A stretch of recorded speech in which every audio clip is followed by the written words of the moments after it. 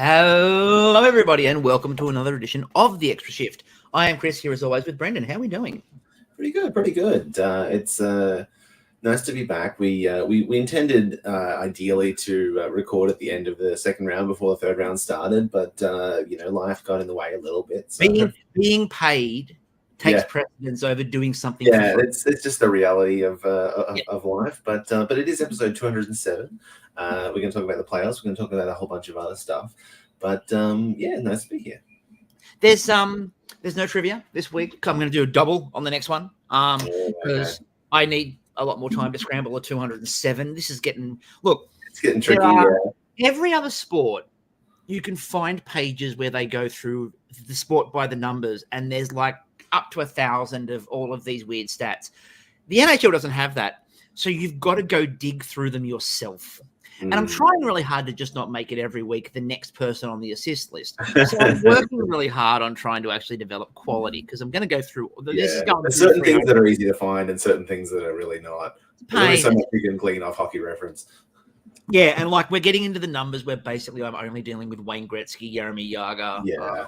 I'm dealing with like 5 players. So it's about making sure that I've got a weird.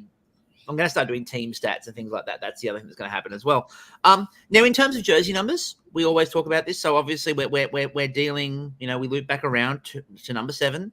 We're still kind of in the defenseman numbers. I had a quick peek through the numbers, and the only player currently still in playoff contention in this list is Dmitry Kulikov.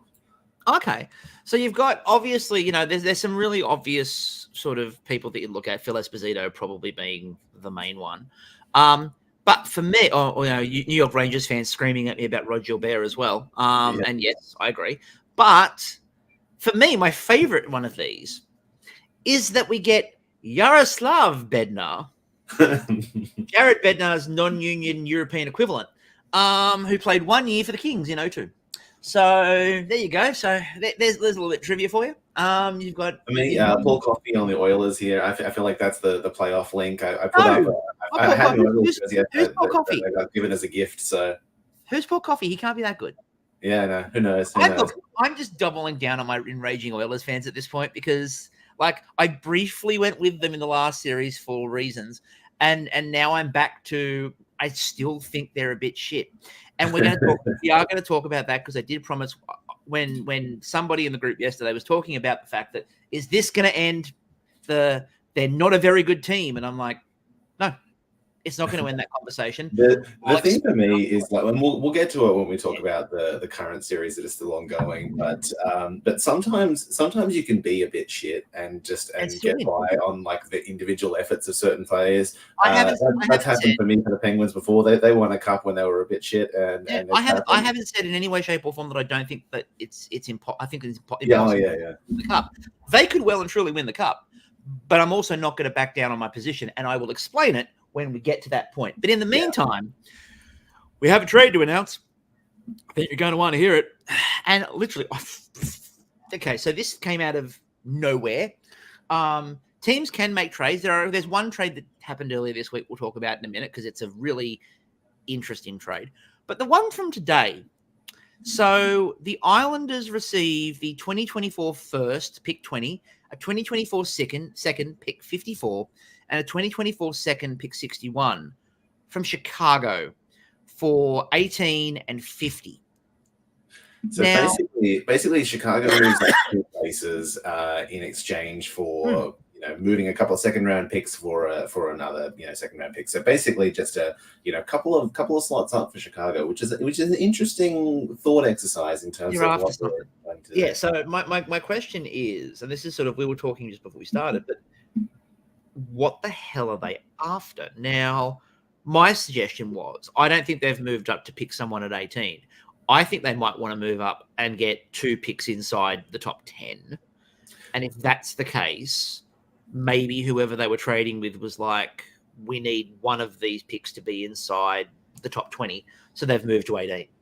It could be. I mean, I guess we'll see whether there's another shoe to drop with this one. And we might not know until draft day on that because probably they've got someone in mind that they want to draft, and it's going to depend on whether they think that they can get them around about the picks that they have. So what we know about this draft at this point in time is that the consensus is that after about 15 or 16 or so, like, the quality kind of drops off a little bit. So maybe they think that someone will slide, depending on teams. We've seen that plenty of times before with players that maybe don't fit the mold that some teams are after, and they're a little bit smaller, or they're European or whatever, and they slide a little bit further, and maybe they think they can get someone by being the European, and Mark Spector thinks they're a bit shit.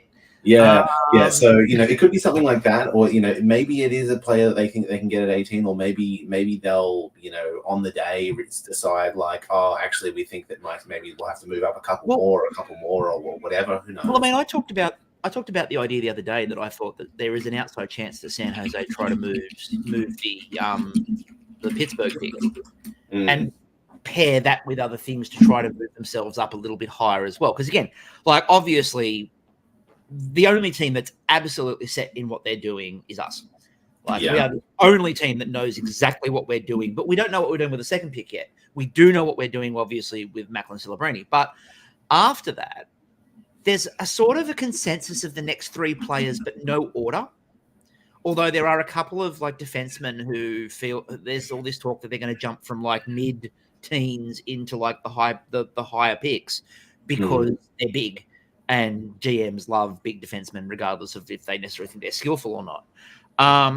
So there's some talk that San Jose might have been trying to move up there. This could be the same thing here, where Chicago go, look, we can kickstart this a little bit faster if we jump back up again and maybe try to get ourselves to 6 or 7, or at least give themselves the horses, especially if they think that maybe that, and because the teams are in a similar spot, I wonder if they're looking at San Jose and going, maybe San Jose is going to jump. We need to get the horses to make sure that we can jump if we need to as well. We don't want to let them get too far ahead. It's fascinating. I don't see why you'd move 2 seconds and a first to move up one spot if you're Chicago, who has all these assets. Like, surely if you wanted to just jump and sit, you'd find someone to trade higher with, because Chicago has the assets to move. It's interesting because I think if Pittsburgh still had that pick 14 that's with San Jose now, like, this is Kyle Dubas written all over it to move back for a few more picks. Yeah, this would feel very much like Dubas would be all over this trade. But yeah, so it's an interesting one. The other one, which is an interesting one, was earlier this week, Tampa, because of course once teams are eliminated, you can trade. Tampa acquired Ryan McDonough back and a 2024 fourth from Nashville for a 2025 second and a 2024 seventh. This is really, really interesting. And the main reason why this is really, really interesting has a lot to do for me with Steven Stamkos.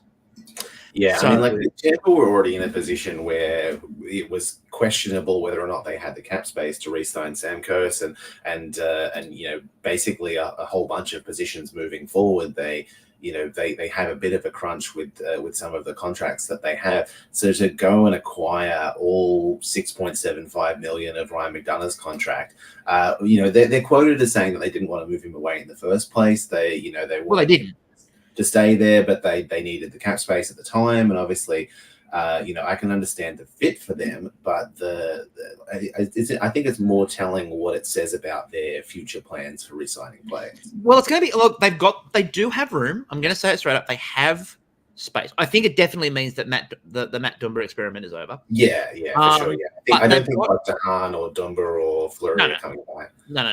But they do have next season, they have $23 million in cap space. But they're also dropping Duclair, Tyler Mott, Stamkos, Austin Watson, then again, Dahan, Dumba, Fleury. They've got to sign at least one, probably one more defenseman, even though they've got like the bare minimum there. And I know people go, what about the pool? They don't really have a pool as such. They're Tampa. They've traded the pool away to win.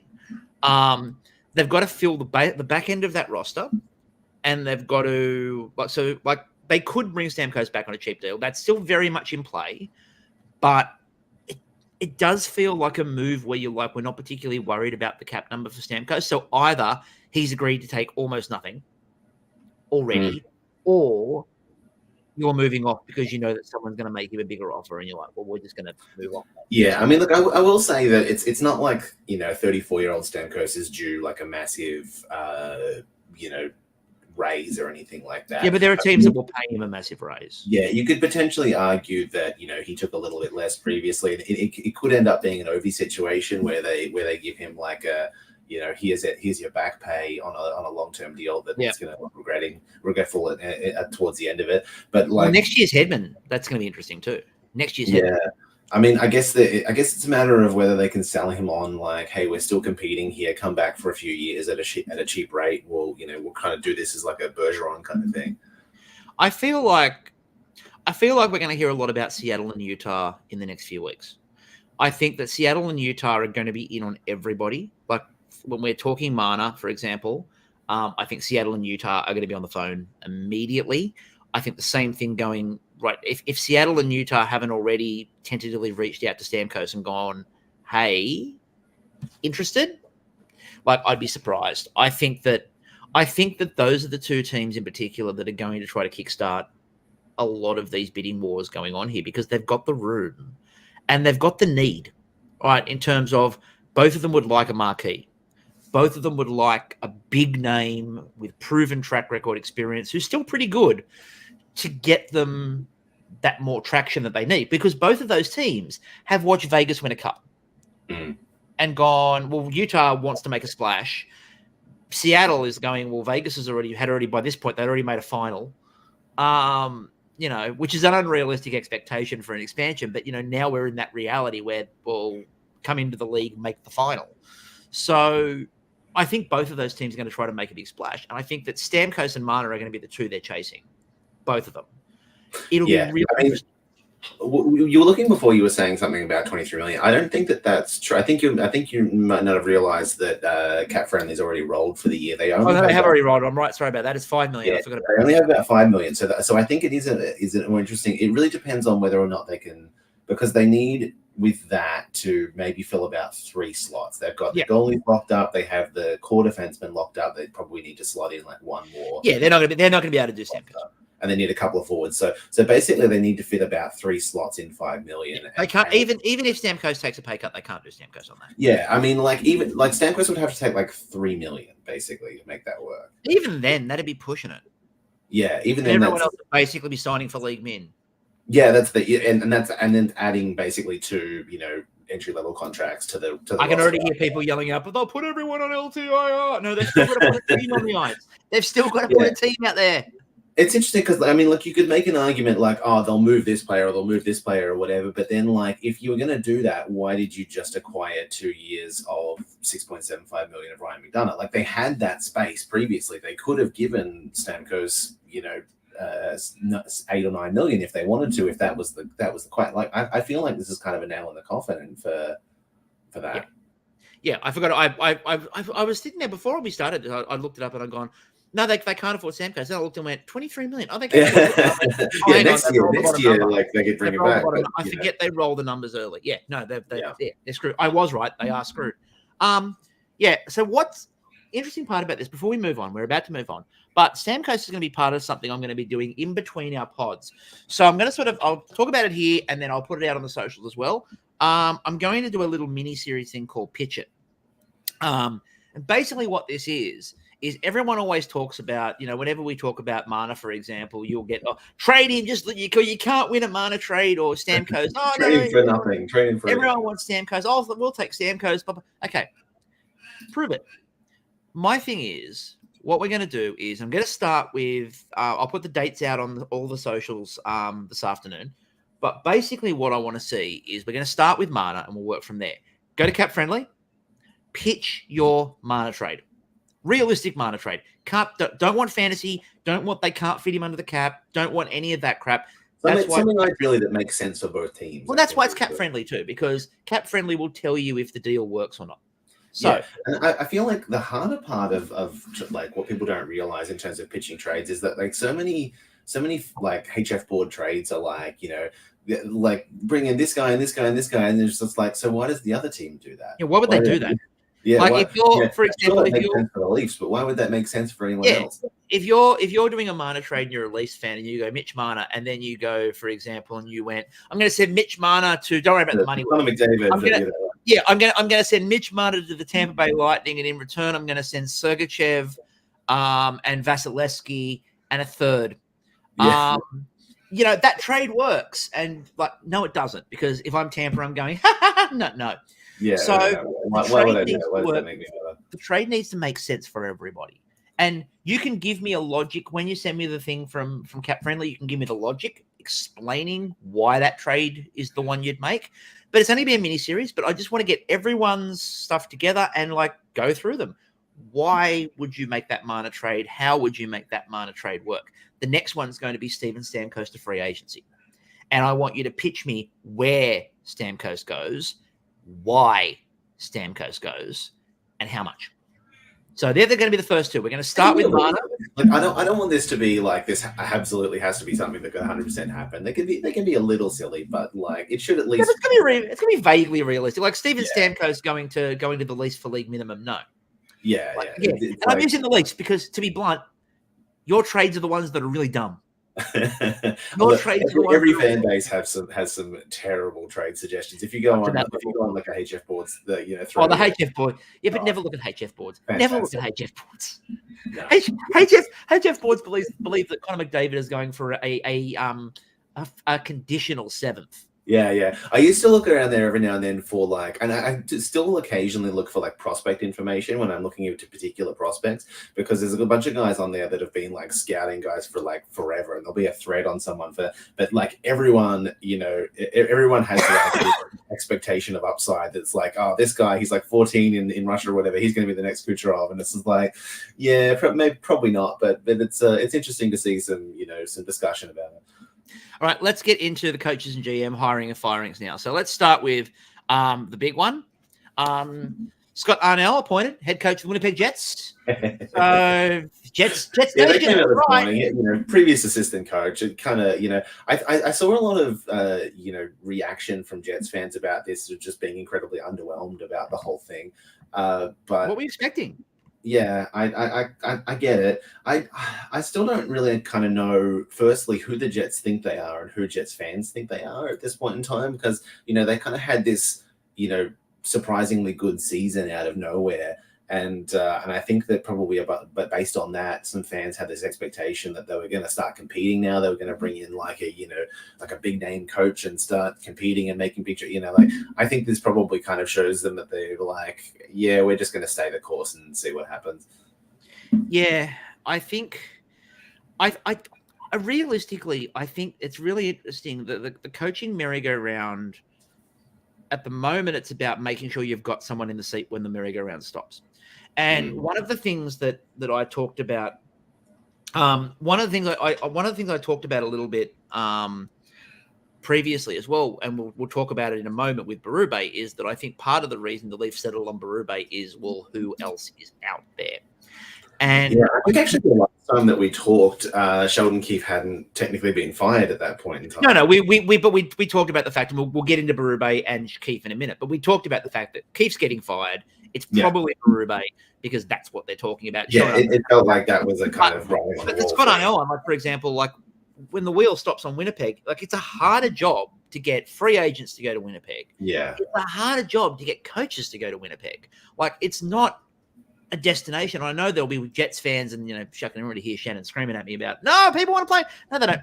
People don't want to play. He wasn't going to go to Winnipeg, that's the reality. Winnipeg, as I mention all the time, Winnipeg is still having a hard time selling their arena out, and they're winning, and they can't sell the arena out. So there's big issues they've got to address there. So they've going on that. Like, that's kind of the move they had to make for a bit of continuity. Jim, we'll go through the minor ones before we get into the big ones. So Jim Hillier has the interim tag removed, and he's now head coach in LA. Some suggestion there that means that Sturm was out on that one, which would indicate that maybe San Jose is moving in on Sturm. I don't want that. I still want Ryan Wasowski there, and he has interviewed. But again, that was very underwhelming from everybody within LA. Was like, okay, fine. So I'm really interested. I'm interested to see where how that goes in LA. Don't know really. I don't know where that's going to go. LA's in a really weird spot because they're sort of on the precipice of being good, not great, but good, in a division that's a bit crap. But they've got some decisions to make. Right? They've got to work out what they think of Quentin Byfield, and I don't know if they know what they think of Quentin Byfield yet. I don't think they're convinced, but I also don't think they want to move on. So like LA's got a lot of tough calls to make coming up. I don't know what they're going to be. So that's a really interesting hire for LA. And I am intrigued. We said there's not many people out there, but I am intrigued about the fact that LA didn't go out to try to get a bigger name. Like there are a couple that are out there that you could have hired. The fact they didn't go for one of them. Yeah, I think that probably it says that they're happy with the the improvements that they've made, the kind of trajectory that they're on, and the kind of system that they're playing and stuff, and didn't want to kind of potentially shake that up for no reason. I think the hard thing with a coaching change is that it's a real kind of mixed bag sometimes for players and for the team and for so forth. Like when unless some things are just really not going well with the way the team is playing, it can be a bit of a gamble to change coach and potentially harpoon the next season by mixing up with a completely different system, and it's all of a sudden, oh, this player doesn't work in this system. All of a sudden you've just created a whole bunch of new problems. So yeah, it's what we talked about with San Jose about the getting rid of the coach when you don't really have a plan. Like, have a plan. I don't think that Jim Hiller was a plan. I think they just sort of decided they've got to go with it now. There is a suggestion. I'm checking up to see if there was anything else on the San Jose job. And there's, again, apparently Marco Sturm and Mike Greer have met again. So that feels like that's the direction that's going. Again, I want Ryan Wysowski, but anyway, we'll come back to that later. Let's get into the couple of big ones. So let's go to Carolina because the last two are linked. So Carolina re-signed Rod Brind'Amour to a multi-year contract extension, silencing everyone who was like, they won't pay him. Yeah, they did. Of course they paid Rod Brind'Amour. He is the Carolina Hurricanes. Yeah. Like he's the franchise. Yeah, they weren't going to make it. I mean, there's an argument to be made that they just, lost in the playoffs in the same way that they have for the past few years, and nothing's changing in terms of their system and the deficiencies and so forth that are in the team and that kind of thing. Like, I think that there's an argument to be made that they should go in a different direction, but I think that they did make some improvements to that, bringing in Gensel, bringing in, some of these different kind of looks. I think that actually kind of gave them a better chance. It didn't change the end result, but like the Hurricanes for a while have really been all about process over result. I think that they're somewhat right in that eventually, if they keep doing things the right way, then they'll end up with better results. But, we talk about people being goalied. But they also ran into an Igor Shesterkin who remembered who he was. Yeah, I mean, that is kind of always what happens with Carolina, but it doesn't take anything away from the fact that they basically faced off against the best goalie in the playoffs, and that's what happened. Exactly. So the more interesting one, however, and the one that I know that Brendan is absolutely thrilled with, John Waddell resigned as president and general manager, and Eric Tulsky has finally moved up. He's interim at the moment, interim general manager, but come on, we all know. Everyone. Yeah, I mean, look, I think that they've known that this was going to happen for some time, because Tulsky has, interviewed for, GM positions in a bunch of different places. And I suspect that Carolina have been telling him for a while, it's all right, Waddell's going to retire in the next few years. You'll eventually get this position. Tulsky, for those who don't know, came up through the hockey analytics department of Carolina, was made his way to management in that, and then eventually just recently became the assistant general manager in Carolina. He was from the sounds of it, the second choice in Pittsburgh, if they couldn't get the big fish that they wanted there. But I wonder, how many in the last few things that he's, his name has been in the list for, have Carolina been assuring him, like, if you stick it out here where you've been for a long time and your house is and all this kind of stuff, you'll eventually get to general manager. I don't expect a heap to change in terms of the way that Carolina does business, but I don't really know the internals of how many decisions Tulsky was really able to make it versus Waddell, and I'm curious to see if there's a shift in their logic going forward now that he's like the man in the chair. Yeah, I think it was an absolute no-brainer. Absolute no-brainer that they needed to get Tulsky in that chair. I was reading all the comments from Hurricanes fans under the post about, Eric Tulsky is currently interim general manager while the search is underway. And most of the comments were, don't even let Eric out of the building. Yeah, I think he'll end up as I think everyone knows. They've got to do the search, but everyone knows that Eric Tulsky is the general manager of Carolina. The interesting bit for me now is Don Waddell has jumped into what is one of the more fascinatingly, under-the-radar fascinating general manager searches, and I'm referring to the Columbus Blue Jackets, because Waddell has apparently already been has permission and has been interviewed by them. Their search is wild. Have you seen the names that have interviewed for Columbus? I haven't really. I haven't been paying attention to it.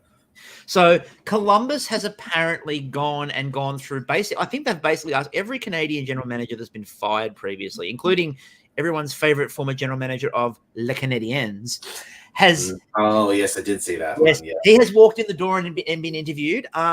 Also, Vancouver fans. Good news, because Bim Jennings might be back in the league too. Because Bim Jennings apparently they've spoken to everybody, right? They're speaking to everybody.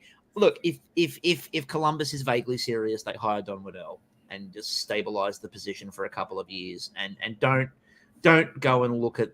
I wouldn't go to the other ones. If Don Waddell wants your job, take Don Waddell and just let him settle everything down. Because if you've then got a front office of John Davidson and Don Waddell, it feels in Columbus like the adults have control for a bit. And it just feels like Columbus just need adults for 5 minutes to just sort of go, everyone take a breath. You've got this. Just let us make some moves. And you need somebody who feels like they're in charge. So I think having those two there would be a good move. I would be interested to see how Don Waddell and him could work together, though. That Davidson and Waddell together could be power. It was an interesting dynamic. But let's get to the big one that everyone wants to talk about. So the double whammy. So first of all, the Toronto Maple Leafs named Craig Berube as their new head coach in a move that shocked everybody in the league because nobody knew that was coming. It wasn't like it was being reported before Sheldon had been fired. And Sheldon Keefe has then been hired as the new coach of the New Jersey Devils.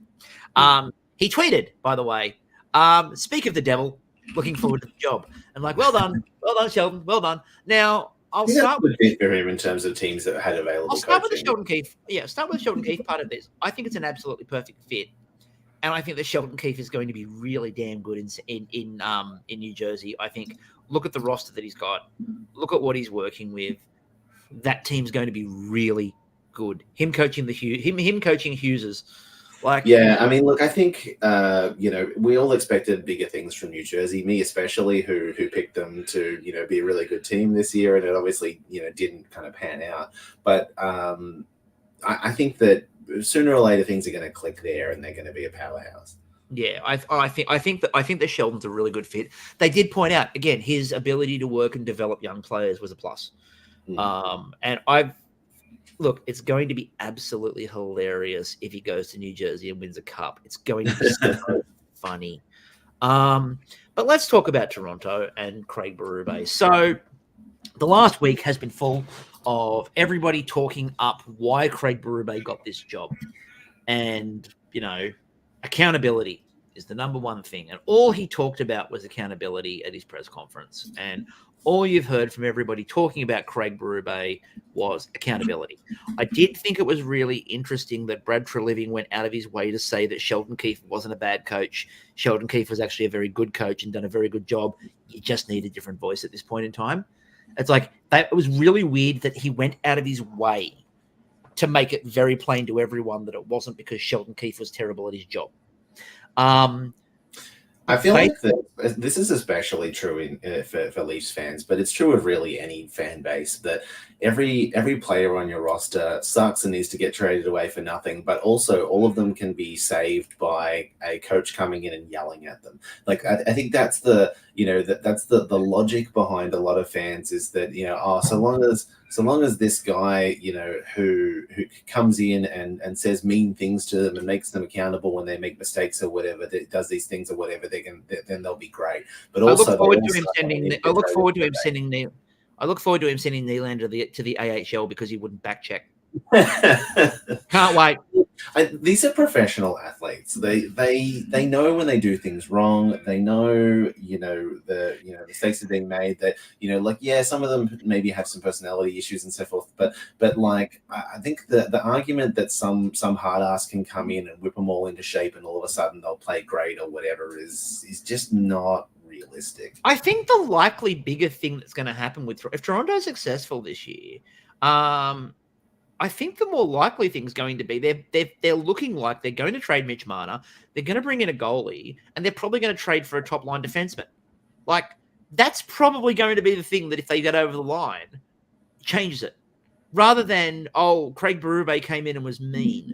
It's far more like he said some mean things to some people who weren't. Because they were talking to players from his time in St. Louis, and they said, "What did he change when he came into St. Louis?" And he didn't do anything tactically. We just kept playing what we were playing. It was just a different voice, and he was accountability. And so I don't think he's going to necessarily change the play style in Toronto. I think it's just going to be. Yeah, look, I think there's definitely a mental aspect to the performance of teams and so forth, and sometimes just that change in situation can be helpful anyway. Just having someone new and having a reset for players that might be helpful regardless of the way that he goes about things. Yeah. But I don't think the answer is just that he's going to make a couple of players who aren't trying hard accountable and that's going to fix it. No, I think they're going to get a goalie. I think they're going to go out and find themselves a defenseman because I like Morgan Riley as a player, but he's not your number one.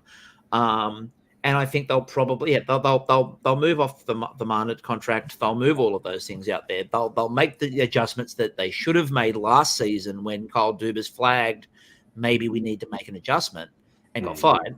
They'll make those adjustments. The roster will probably be a little bit better balanced, and therefore they're in a better position. And so that's more likely to be the thing than Craig Berube yelled at us. Now, it's going to be interesting too, because I think they've set it up so that if things go badly, it won't be Berube's fault. It'll be the players just aren't tough enough.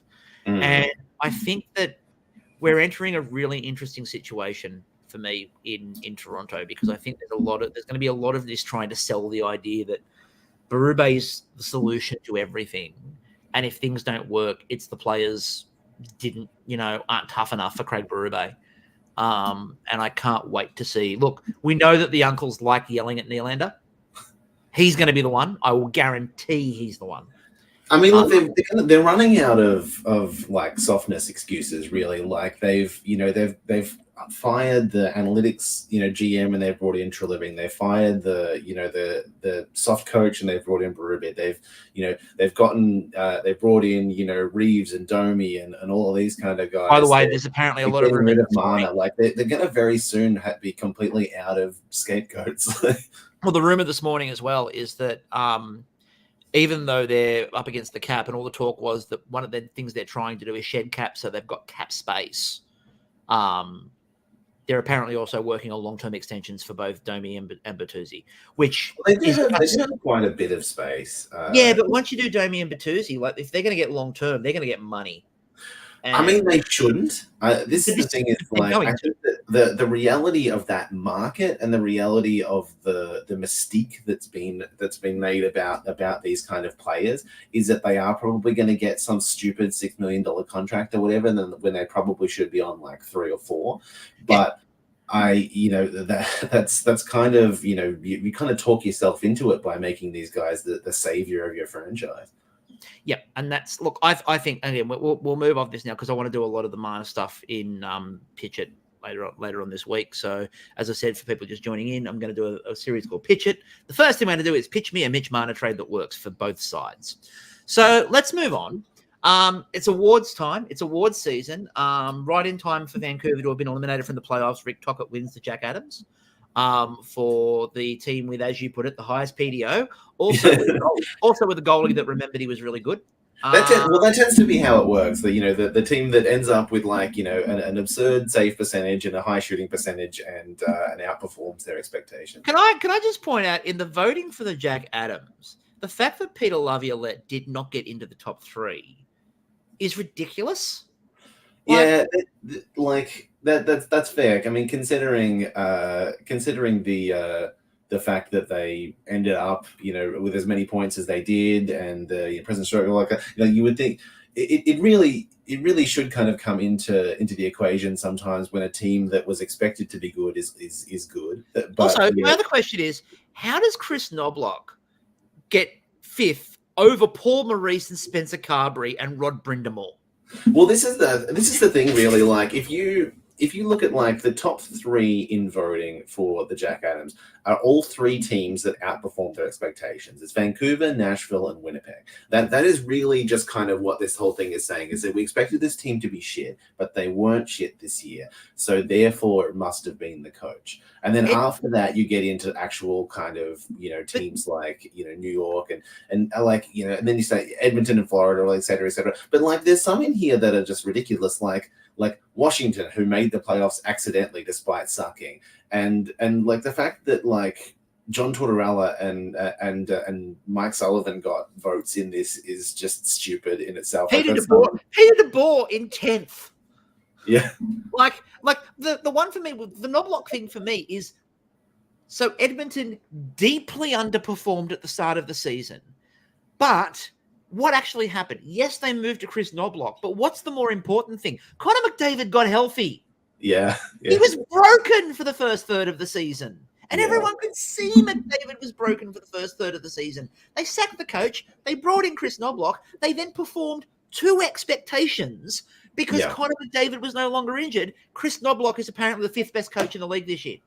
It's ridiculous. I mean, look, this isn't to say that a lot of these coaches didn't do good jobs, et cetera, et cetera, et cetera. Like, I'm sure that, a bunch of these coaches also did well. But if you want to be truthful about this isn't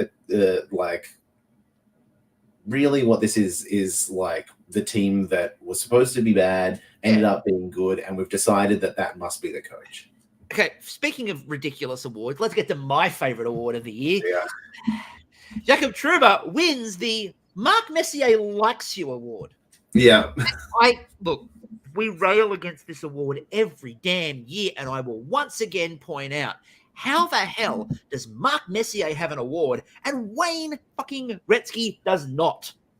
Like, seriously, Mark has always been a master politician in the NHL, and this is the most masterful bit of work I think I've ever seen. The fact that every year it's the leadership award, and they've got a Mark Messier. Who do you like? And he goes, that guy. And they go, cool, and give him a trophy. Yeah. Well, you can't show anyone the voting for that because it's one vote and it's Mark's vote.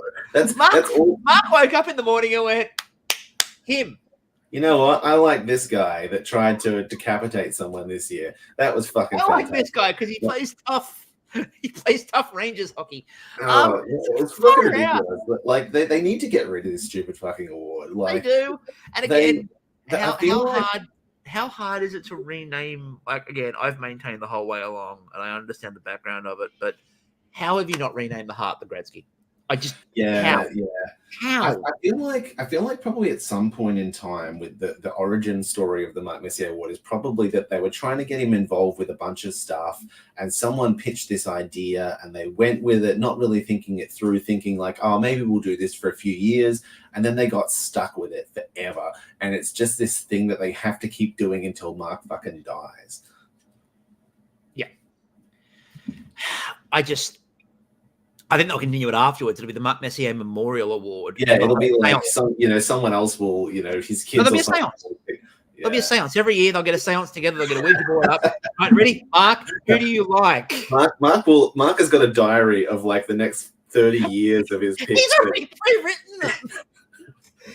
And if there's no names, he's just written down criteria. Good Canadian kid. It'll just be far it'll out. be like we found like it'll be a whole like Mormon like book of thing where we found this book buried behind Mark's house with picks for the next 50 years. We don't. Some of these players haven't been born yet, but Mark's made picks on who's going to win the award. He's done it all. Yeah. And Alex Barkov wins the Selkie in a move that should be surprising to not a single person in the NHL. That's easy. Yeah, I mean, I think the top of the voting for that was interesting. Jordan Stahl, comes in like a distant second, just in front of Austin Matthews, who I think makes sense to be a candidate for this. But nice to see Reinhardt and Kopitar and the kind of some of these guys. I feel like at this point in time, like as good as like Sidney Crosby is, I feel like he's starting to get some like retroactive kind of legacy votes for. You're starting to get that vote of he's a really it's starting to be from he's really good, and starting to be he's good for his age, isn't he? Yeah, I mean it's not that he's bad, but I don't think that at any point in time Crosby. No, I think he's still great. But like I think that the problem is that people get down to like fourth place on their voting form and then kind of go, I don't know, give it to Crosby. That's why he has 12 fourth place votes, because like they're like, I don't know after this. Crosby, that's a safe pick. It's also really interesting that Matthews came third and Reinhardt came fourth, but Reinhardt had more first place votes, which is really interesting to me. All right, moving on. Let's talk about the playoffs, which we were going to recap up, as we said, but needs must. Let's start with the West this time because we always start with the East. Let's start with the West. I'm going to start with Vancouver versus Edmonton. Now, we both said that this should be an absolute walkover for the Oilers, and it was not. You can argue that maybe if Besser's not out, could potentially go a completely. It's an interesting one that very back and forth series. I think that it felt like Vancouver, once they got 3-2 up, like had a somewhat of a tap in. Like I felt like okay, well as much as it's not it's not like a necessity that like they're going to win the one of the next two. They had a good chance at that point. You know what their problem was? Not enough Saskatchewan. Too much Sweden. Not that's enough. Right. Clearly, that's what it is. Mark Spector had a week, folks. Mark Spector had a week. But yeah, I was disappointed in the way this series finished, and also I think the Game 7 was a letdown. The narrative coming out of it, I think, is once again an example of how you can create whatever you want in narrative, where they've talked about how amazing in the last two games Stuart Skinner was. Vancouver didn't shoot. In 2 games, Vancouver didn't shoot. Like, he faced almost nothing in the last 2 games. Like, he stopped it, but like I think it was one of the comments. I think it might have been Wyshynski after Game 7 went, "You're not going to have a situation where Stuart Skinner going forward is going to have many 19-shot shutouts." And that's a Game 7. It's not good enough. Like. Vancouver's whole idea was very rope-a-dope, and it was like, wouldn't let them punch, which is a strategy and a good strategy against Edmonton. But the follow-up to that is you then have to go up the other end and shoot. Yeah, they just didn't give themselves a chance to win, really, realistically. Like it was looking like a 3-0 shutout until they, turned up in the third period. Like the reality is you can't just kind of sit back for 2 periods and hope to win a game. and look, we'll talk a little bit more obviously when we talk about sort of preview / reflecting on the first game. But yeah, there was a comment in the group. I'll talk about it now. So there was a comment in the group yesterday after they won the first game of the Western Conference Final this should stop everybody talking about the fact that they're not a good team and they're not a good team and this should stop all that garbage. No, they're not a good team. I'm going to say it straight up. Can they win the cup? You better believe they can win the cup, right? Are they a team that is better than Dallas? No, they are not better than Dallas. Are they better than Colorado? They are not better than Colorado. I will tell you, I do not believe that for a second. In terms of the roster construction, that makes what they are is we are dealing with, and I can't remember who it was yesterday, but somebody put it really well. We are dealing with a deep constructed roster versus the 2 best players in the league. Yeah. And what we are dealing with is a situation where It is going to be Dallas's depth at all areas versus can David Draisaitl and one of Zach Hyman or Evan Bouchard. Either one, it won't be both together, but either one, can they overcome Dallas's combined mass? That's the question mark. Now, yesterday, everyone, well, look, they're a good team. They're a great team. The Edmonton Oilers are 6-0 in the playoffs if Connor McDavid scores twice. Simple. The answer is Connor McDavid played well yesterday. Draisaitl had a good game yesterday. Evan Bouchard played really well yesterday. Right? Those three players got them over the line. Skinner had a good game. I don't think it's going to necessarily maintain like that. He's not a world-class goalie, regardless of how that yesterday went. Good first game, though. But I feel like if Dallas can shake the confidence there and get in behind and get a couple of goals on him, I think Skinner's likely to fall apart again. The question mark over the next series, and my question mark over Edmonton is they are highly talented. They have the two best players in the league. Is that enough to win a cup? I mean, it can be. This is the thing. Yeah, like they could win quite easily, but I don't believe they're a good team. You usually need a pretty Herculean goalie performance too, and whether or not Stuart Skinner is capable of that, whether or not he can hold out against the onslaught of Dallas's offense is really the question for me. I think I wouldn't. I'm not leaning that way. I don't think that necessarily he's capable of stealing like a few more games in this series, but it's possible. It's absolutely possible. We've seen a bunch of basically no name goalies go on a hot streak. If he can do it in this series, yeah, absolutely they can win. Yeah, but I would still lean towards Dallas, even though Edmonton won the first game. And at no point have I said that I don't think they can win the cup. Again, they can win the cup, 100%. Yeah. But the question wasn't, can Edmonton win the cup? The question was, does this stop the argument that they're not a good team? And I don't think it stops that argument, because as long as you've got McDavid and Draisaitl, you've always got the ability to take one away, take two away, take a series away, right? It's the rest of that roster I wouldn't necessarily trust. It's still not a well-built roster. It's not well-constructed. And it relies a lot on McDavid playing nearly 30 a night and doing what he did yesterday. And how sustainable is that long-term? Yeah, we'll find out. We'll find out. Now, the other series was Dallas and Colorado.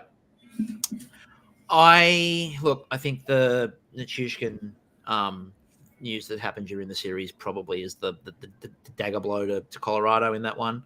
Yeah, that's unfortunate. Obviously he's been in and out of the player assistance program and is now, suspended for a significant amount of time, and entering. I think they said that phase 3 or something of that. That program. So that's unfortunate for him. Obviously, there was some controversy around him in the playoffs last year, and it's come back again this year, and hopefully he gets the help that he needs. But Colorado looked decent early, and then Dallas just rolled over them. And, again, I still think that Dallas, I tipped Colorado. Obviously, you tipped Dallas to win it. I tipped Colorado to win everything. So, it was – I think the Avalanche – the other interesting thing with the Avalanche is that I think that Georgiev rebounded against Winnipeg, but then sort of fell apart a bit against Dallas as well. And so I think that net minding might be something that Colorado take a bit of a look at. I think they might be at a point where they decide they can't skimp on that. And so I think that could be, there are a lot of teams that are looking for a goalie. And I think that Colorado might be in that hunt now, and that might be their focus in the offseason is, can they wrangle a big goalie into that lineup? It would certainly, I think, stabilize that team a lot. They've been getting away with average goaltending for some time, and they won a cup with that. But it would probably help them feel a little bit more confident. Having something a little bit more reliable on the back end. I'm actually interested, to see how similarly the conference final plays out compared to this Avalanche and Stars series, because Colorado won that first game in overtime as well before Dallas really kind of found their legs and just kind of started the engine rolling over them and eventually ended up winning that series in 6. That's kind of how I expect this Edmonton series to go as well. Once they've kind of gotten an idea of what they need to do, what they need to target and stuff, I feel like Dallas are going to kind of roll over them in the same way. Yeah, I still feel the same thing. And again, can Edmonton do it? You better believe they can. If Connor McDavid and Draisaitl decide that they're just going to do it out of this world and score at will, yeah. If they're going to do that, then I think that there's every chance that could possibly happen. But I still think that the more likely scenario here is that Dallas just... Yeah, my Western Conference final pick at the moment is Dallas in 6. Yeah, I think I had Dallas. I think I said Dallas in 5, so I don't think it'll be 5 now, but yeah, obviously. Let's go over to the East. So we'll start with Florida and Boston, which was exactly sort of, in fact, if anything, Boston getting 2 was a bit more of a surprise for me. I did expect it to be a little bit more tilted towards Florida, and they did look like they were going to finish it early at one point in time. Like, you know, once a team goes 3-1 up in the series, it's so hard and so rare to come back from that. You have to be perfect after that because you have to win 3 in a row. The fact that Boston, it's also hard to put away a team that first time you get a chance to. So I did kind of expect Boston to win one more. It was disappointing, I guess, that we didn't get to see them necessarily at full strength. Towards the end of that series, they didn't have Marchand in the last game, who'd been, great early in the series. There's been some injuries and some stuff that's kind of limited their ability. But I think that the reality is it was always going to be difficult for a Boston team whose first line center right now is Pavel Zacha to compete with the depth and the other options and so forth that Florida has. Boston got a lot further this year than I expected, given the players that they lost and the quality that they lost. So props to them for making a run of it. But yeah, I didn't feel like that they were ever going to be a decent chance to win this series. Yeah, I thought that, look, as we said, Florida is just a better team than Boston. And we said that we thought whoever came out of Boston and Toronto were fighting for the opportunity to be rolled over the top of by Florida. Yeah. And look, I think, as we're seeing already in the Eastern Conference Final, Florida are going to be a very tricky prospect going forward as well. I think they might have learned some of the lessons from last year. And taken some things on board from last year. So, I think Florida are going to be an example, I think, of learning from the previous season. And I think we're seeing that a little bit already. The last game in this one, if you remember, I picked Carolina in my bracket, but when we were talking about it at the end of the podcast, I said I've sort of changed my mind on that, and I think the Rangers will beat Carolina. And yeah, Rangers 4-2 in the series. I'm a little disappointed by the way that this one ended, because it really looked like it was going to go 7. Like, similarly to what we talked about in the Bruins and Panthers things, like once you get 3-1 up in a series, it's hard to come back from that, especially, against a team like, the Rangers that we talked about with Shesterkin and the ability to steal a game and so forth. And I think that's kind of what happened in this series, is that the Rangers had incredible performances from Shesterkin in the first 3 games of the series and ended up being up 3-0, and that was kind of the nail in the coffin at that point. Like, once you're up literally 3-0 in a series, like, the Carolina had to reverse sweep the Rangers, and that was just never going to happen. I think that it was basically over after game 3, but they made it real close. Like, Carolina won the next 2, and they were like spitting distance. They were one period from winning. Yeah, there were one period from forcing a game 7, and at that point in time, I was like, they're going to do it. They're going to come back and they're going to win this series in a reverse sweep. But it was really just a kind of incredible one period from Chris Kreider with a natural hat trick to come back. Yeah. And I think Carolina had like a 3-1 lead going into the third period or something, and they ended up or 3-0 or something like that. They ended up losing that game 5-3 entirely on that Kreider performance in that last period. I think we talk a lot about Shesterkin and the importance of Igor Shesterkin to the Rangers, and everyone knows that. And again, Adam Fox, same thing. But Chris Kreider is and has been now for the last few seasons the Rangers' secret weapon. And it sounds weird to say he's a secret because he's been there forever, but he is. Every year, Chris Kreider is that little X factor that they have, that when they need someone to step up, Kreider does. And like they need someone to score like a shorthanded goal that breaks someone's back, or or a tip in or something like that. Definitely, I think that's that. You look at some of those, those X Factor players that, have qualities that other players don't have, that can do something a little extra that a lot of other players don't have or whatever. Kreider is definitely that player. Every year in fantasy, Chris Kreider is my hidden gem point scorer. Like, he gets so much. He gets so many points. Like, I've got Matthews, and Matthews gets unlimited, basically points. He's a cheat code. But Kreider, but he's not. But for what he's thought of, like, in terms of the.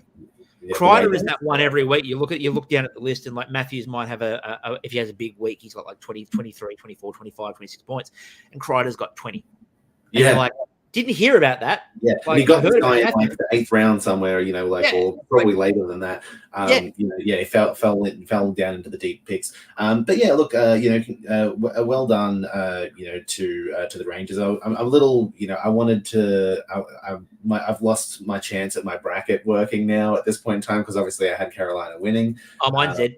Mine's dead. Yeah. I mean, I can still have Dallas get to the final, but basically, I really feel like those first few games from Shesterkin basically put the nail in the coffin. The series was dead in the water after game 3. My preferred final is Dallas and the Rangers. So congratulations, Florida and Edmonton. I really want a Dallas Rangers final. I think that'd be a really good final. Well, let's talk a little bit about Rangers and Panthers. So what were your takeaways from game 1? That Florida, if they decide they're going to turn it on, can beat anybody. Basically, it was an interesting one. The Rangers were flatter than I thought they would be. I didn't anticipate the Rangers to be as flat as they kind of were, and I mean, I don't think in that series, I didn't think that whoever lost the first game was going to be a massive problem. Because I feel like both teams have the ability to win anywhere. Like, the Rangers have the ability to win in Florida, and Florida has the ability, obviously, to win in New York. So I think that I'm not particularly panicking if I'm a Rangers fan yet, because you feel like, well, if they can split it in New York, great. Even if they go 2-0 down, I still trust the Rangers to be able to win in Florida. Yeah, I think that there's, it's not a matter of if Shesterkin steals a game in this series. It's a matter of how many games he steals in this series. Is he able to steal them enough? I still think the Rangers will win the series, but I think it will be incredibly tight. I think I said 6 originally. This could very much go 7. It's going to be an absolute slugfest, though. It's hard hitting. I'm still leaning towards Florida on this one, but I could absolutely see it going 7. At the moment, I think based on Florida winning the first one, I'll say 6. But I could definitely see it going, to a game 7 for sure. Yeah, look, it'll be an interesting series. I still think that the Rangers have shown this year enough that they've got the ability to A, rally back from this, but B, one of the things that I've been really critical of the Rangers in the last few years is the big players don't step up when they're needed to. We've seen a bit more of that this year, although, again, Panarin probably needs to do a little bit more. But, and I know I say that all the time, but he really does. But I think if you get Panarin decides that he's entering the series, Lafreniere's been good. They've had decent support across the roster.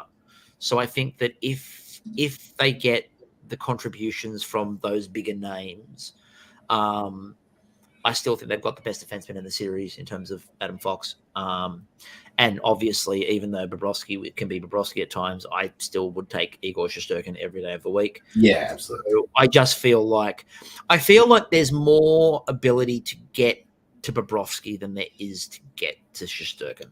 And that's probably, for me, the biggest difference, is that I think if the Rangers can get at Bobrovsky, and we talked about that last year with Florida. Like, when Bobrovsky was hot, part of the issue was they weren't putting pressure on him. And what happened? Eventually, you put the pressure on Bobrovsky and you clean up the rebound. He doesn't clean up the rebounds, and you get in on him. You can score. And that's what ended up happening with Florida last year, was you just put that pressure on Bobrovsky and wait for the rebounds to come and take them. And that's when Toronto got thumped by Florida. There were rebounds all over the place. Nobody was there to clean them up.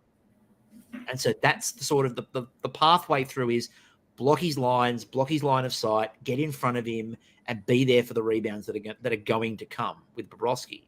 I think there's more of that there than there is on Igor, and that's why I'm sort of still thinking the Rangers can just get over the line there. But it'll be tight. I think it'll be very good. Yeah, I think this is going to be a good series. I'm looking forward to seeing how it pans out.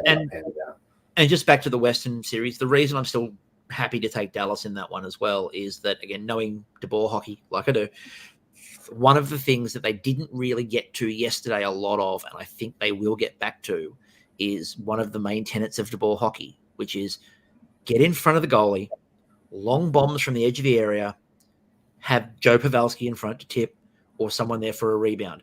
And if Stuart Skinner, if he doesn't have a clear line of sight, you're going to see those rebounds. And I just think that they will work more on that idea of just get shots on him and get someone in front. And all it's going to take is a couple of tip pucks. And that's sort of why I favor Dallas again. I think they've got that ability to take Skinner's lives. I think that the thing to remember about a series too is that a lot of it is about, adjustments. A lot of it is about over the course of the series, seeing what the other team is doing and finding a way to, to counter that and to play a game that stops trying to, what they're trying to do. And I feel like everyone knows what Edmonton's game plan is. And I think, Dallas has the tools and the depth to be able to counter that. And if they can shut down, at least one of McDavid or Draisaitl, then that's the series basically. Yeah. So I think we're both. I mean, I'm saying Dallas Rangers. You're saying Dallas Panthers. Panthers and Stars is my cup final pick at this point in time. Okay, so again, congratulations, Edmonton. You're definitely making the final. Yeah, absolutely. I mean, look, I wouldn't be shocked. I wouldn't be shocked to see Rangers Oilers. Like it's entirely possible. There's a reason these teams are here. I don't think either of these series are going to be a cakewalk. Look, I don't think you can look at this and go, if anyone made it out, it'd be a surprise. Yeah, I think that if anything, like this is a great batch of teams that haven't won in a while. We've seen this a bit the last few years. For a while there was about 10 years where it was like Chicago, LA, Pittsburgh. It was like a handful of teams that were just repeating and going back to the cup. And even just in the batch of teams this year, people would not want to see Vegas back there. People would not see. I think that this is a batch of teams that by and large, haven't been to the cup final in a significant way in some time, and it would be fun to see win. So again, remembering that the most recent one of these teams to win was 25 years ago. Yeah. Right, followed by 30 and then 34. Yeah, so and Florida is never. Yeah, exactly. So I mean, look, it would be fun to see any of these. Obviously, the Rangers and the Oilers have the longest kind of like dynasty collection of wins in terms. And look, for the Rangers, it would make perfect sense. Like it's the 30th anniversary of 1994. So Mark Messier is giving awards to their captain. Yeah. Surely this is we'll see what happens with that. But anyway, look, it'll be really interesting to see. We're definitely getting them again. Like in this era, we're getting a new winner for this era at least. So yeah, for sure. It'll be fascinating to see. So that will do us for this week.